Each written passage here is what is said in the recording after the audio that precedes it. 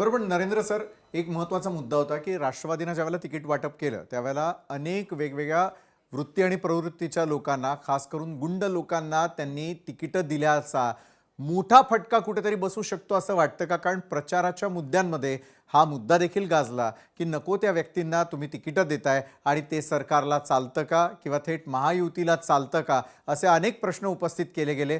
त्याचा कुठेतरी फटका पुणे पिंपरी चिंचवडमध्ये बसेल असं वाटतंय का नरेंद्रजी? नक्कीच बसेल याचं कारण पुणे पिंपरी चिंचवड हे दोन्ही प्रभाग जर आपण बघितले तर हे थोडेफार का प्रमाणात आपण जरी गमतीने म्हणत होतो तरी बुद्धिजीवी लोकांचे आहेत. तिकडचा जो मतदार आहे तो सजग मतदार आहे. आतापर्यंत पुण्यामध्ये जे काही राजकीय प्रयोग झाले ते पाहता पुणेकरांनी त्यांना जो हवा आहे तोच मतदार राजा निवडला, म्हणजे तो लोकप्रतिनिधी निवडला.